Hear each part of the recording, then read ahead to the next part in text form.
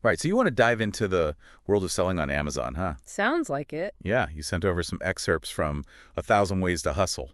Right. And, well, it seems like becoming an Amazon seller is on your mind. Definitely something a lot of people are exploring these days. For sure. So we're going to unpack all that, figure out if this hustle is right for you. Good plan.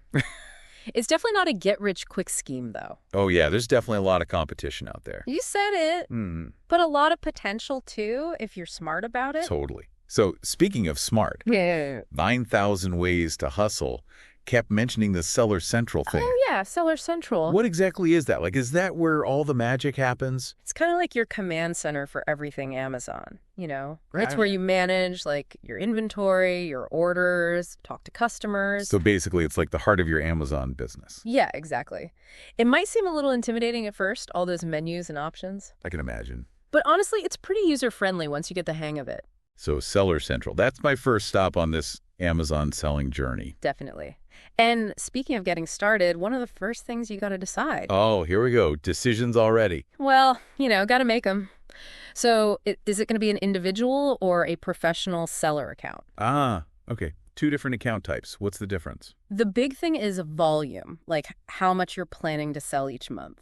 Makes sense. So if you're thinking less than 40 items, the individual account's a good place to start. Okay, so like testing the waters. Exactly.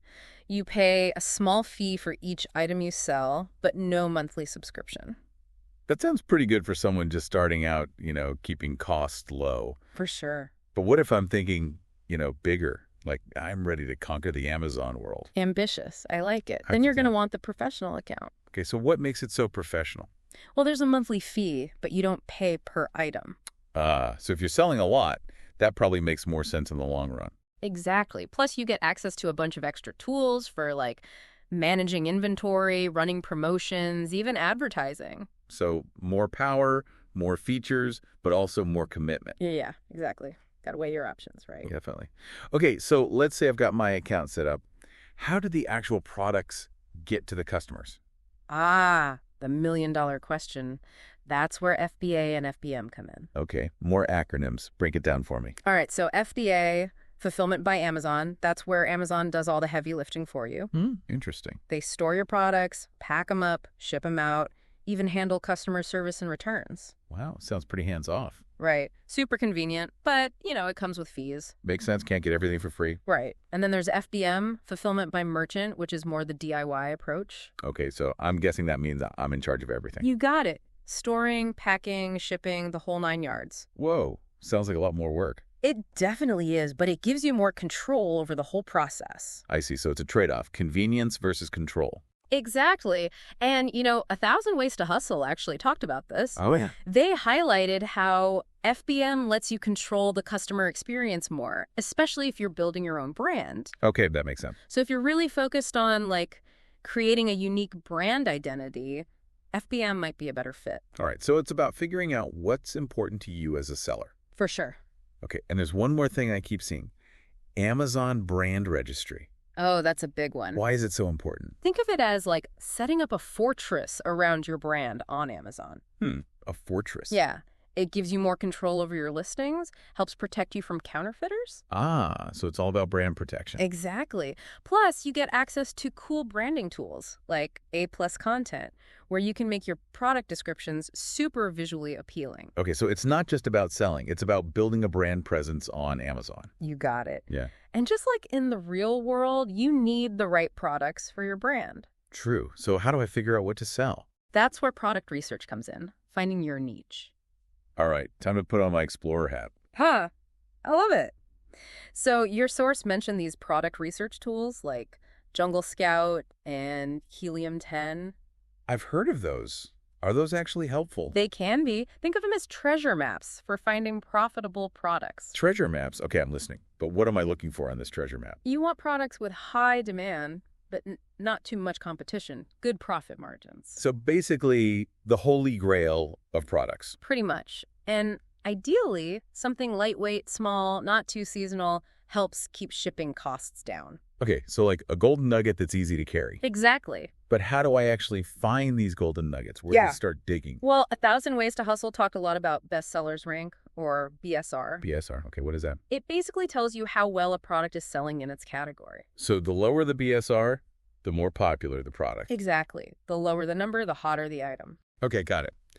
So I'm looking for low BSR, but how do I know if there's actually room for me to compete? You got to scope out the competition, see how many other sellers are offering similar products, how many reviews they have. So fewer sellers and not too many reviews is a good sign. Usually means there's some space for you to carve out your own little corner of the market. Makes sense. So I've found my golden nugget, scoped out the competition. You're on a roll. But where do I actually get the product? Sourcing. 1,000 ways to hustle. Talked about a bunch of different strategies like retail arbitrage, online arbitrage, wholesale, private label, drop shipping. Whoa, that's a lot. It is. But they all have their pros and cons, so it's about finding what works best for you. Okay, break it down for me. What are these different sourcing methods all about? All right, so retail and online arbitrage, that's basically buying products on sale. Oh, I love a good sale. Right, so you buy stuff at a discount from like retail stores or online retailers, then resell it on Amazon for a profit. Sounds kind of like being a professional bargain hunter.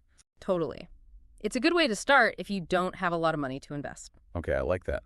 What about wholesale? Wholesale is buying in bulk directly from the manufacturer or distributor. So bigger quantities, bigger discounts. Right.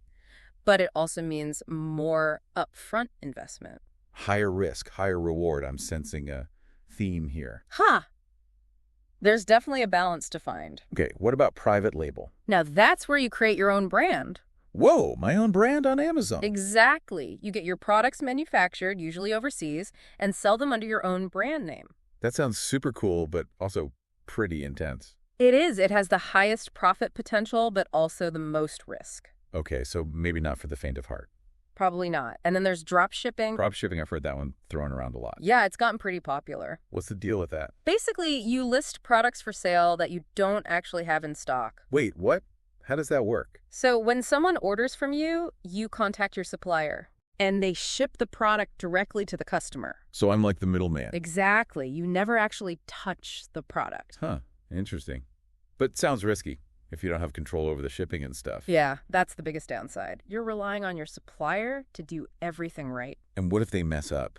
Well, then it reflects badly on you, even though it wasn't your fault. Okay, so maybe not the best option for a newbie like me.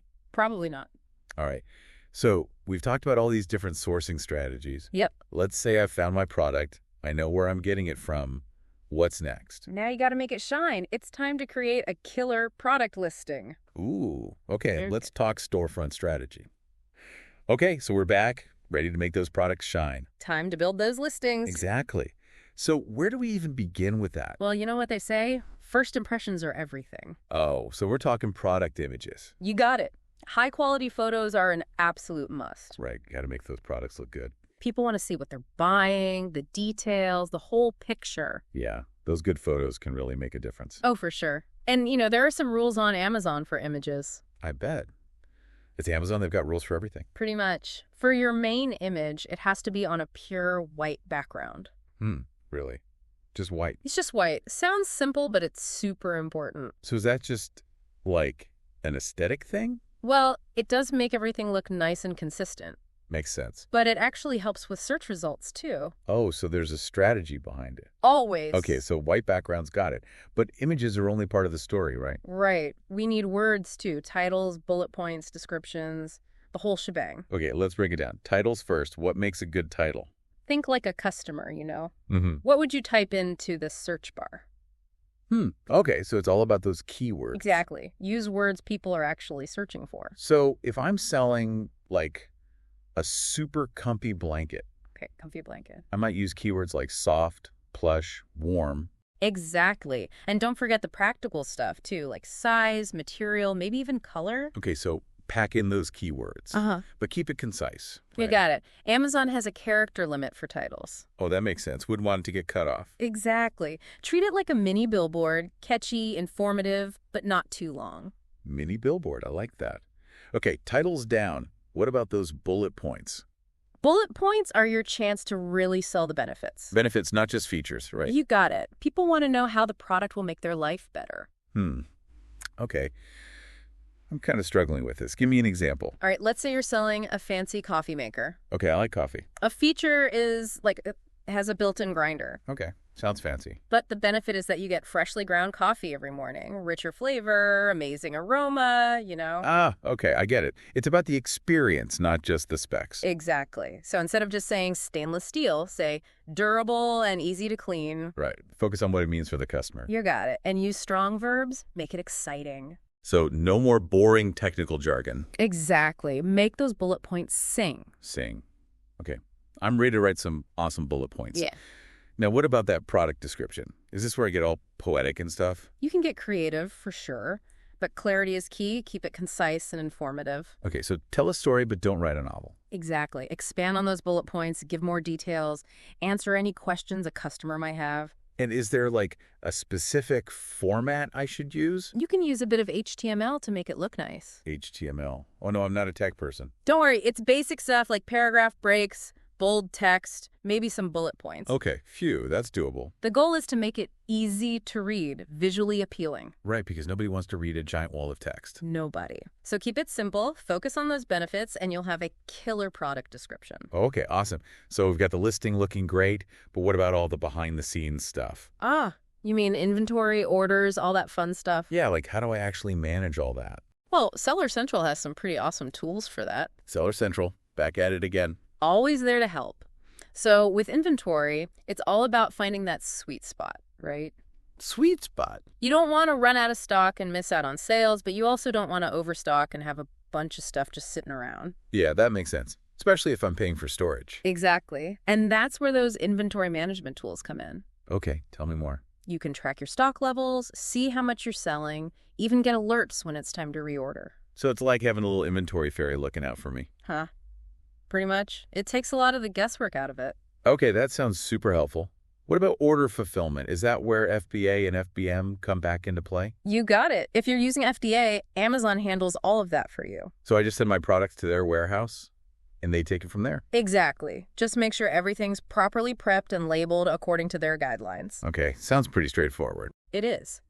But with FBM, you're responsible for packing and shipping everything yourself. Right, back to the DIY approach. Yep. But it also means you have more control over the branding, the packaging, the whole customer experience. I see the appeal of that. Right. And you can potentially save some money on fees, especially if you're sending a lot. All right, so FBA for convenience, FBM for control. Exactly. But with FBM, you got to be on top of things, you know? Yeah, I bet. What about those horror stories I hear about? Like slow shipping times and angry customers. Well, communication is key. Set clear expectations, let people know how long it'll take to ship, be upfront about costs. Right, so no surprises. Exactly, and respond to any questions or issues quickly and professionally. Okay, so good customer service is a must no matter what. Absolutely. Happy customers are repeat customers, and they leave good reviews. Right, those reviews are like gold on Amazon. Pure gold. Lovely. All right, so we've got inventory, orders, customer service. But how do we know if all this hard work is actually paying off? Yeah, how do we measure success? That's where performance tracking comes in. Performance tracking. Sounds kind of intense. It can be. But Seller Central has all these cool metrics you can track. Like what? Well, one of the most important is your order defect rate, or ODR. OVR, okay, what's that? It basically measures how many orders have problems like negative feedback, claims, chargebacks. So a high ODR is bad news. Yeah, it means something's not right and you need to fix it. Okay, so got to keep that ODR low. What else should I be paying attention to? Well, customer feedback is always super valuable. Yeah, those reviews can make or break you on Amazon. They really can. And then there's the financial stuff like sales revenue, profit margins. Right, got to make sure the business is actually making money. Exactly. It's not just about selling products, it's about building a sustainable business. Okay, that makes sense. So Seller Central is kind of like my business partner, helping me keep track of everything. It is. It's like having a whole team of analysts and assistants at your fingertips. Wow, Amazon really thought of everything. They did. But remember, Amazon is constantly changing, so you got to stay on top of things. Right, always learning, always adapting. Exactly. That's the key to success on Amazon. Okay, so we've covered a lot, from product listings to inventory management. It's been a whirlwind. It has. But there's one crucial piece we haven't talked about yet. Oh. What's that? Marketing. We've built the foundation, but now we got to get people to actually see your product. Right, because a great product doesn't sell itself. Exactly. Okay, so we're back, ready to tackle marketing. This is where things get exciting, right? Oh, yeah. Marketing is where you really see the payoff for all that hard work. So no more hiding our products under a bushel. It's time to shout it from the rooftops. Exactly. You gotta be strategic, though, not just shout randomly. Right, because there are millions of products on Amazon. Millions. So you gotta make yours stand out. So where do we begin? What are our weapons of choice? Well, Amazon's advertising platform is a pretty powerful one. Amazon advertising, huh? I knew that existed, but it always seemed kind of intimidating. It can be, but it's worth figuring out. So what's the deal with these Amazon ads? Like, what kind of ads are we talking about? They've got a few different types, like sponsored products, sponsored brands, sponsored display ads. Whoa, a whole menu of options. What's the difference between those? Sponsored products are great for getting your product to show up higher in search results. So when someone searches for, like, comfy blankets? Exactly. You can bid on those keywords, and your product will appear near the top. So that's how those work. Makes sense. And then sponsored brands are more about brand awareness. Okay, so not just focused on one specific product. Right. They can drive traffic to your storefront or a group of your products. Interesting.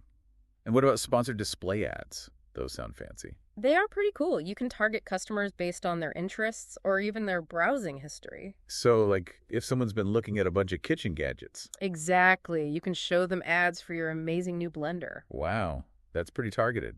But how much does all this advertising cost? It's a pay-per-click model, so you only pay when someone actually clicks on your ad. Okay, that's good to know.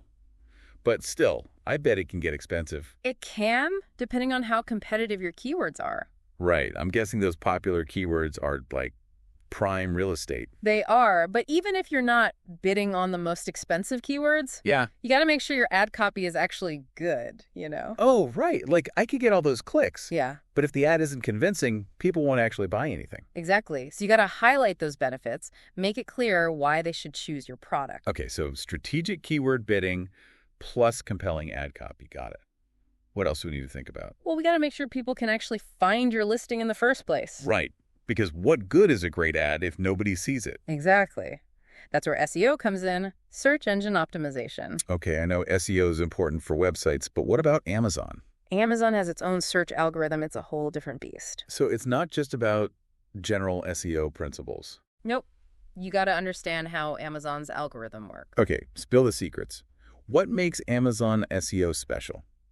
Well, keywords are still super important. Got to have those in your title, bullet points, description. Right, that's the same as regular SEO. But Amazon's algorithm also looks at stuff like sales velocity, click-through rate, conversion rate.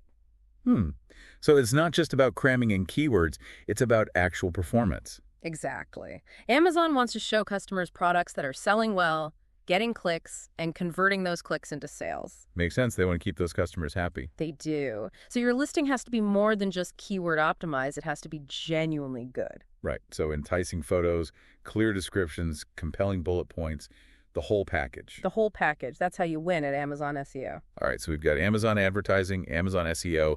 Anything else we should have in our marketing toolkit? Don't forget about social media. Social media.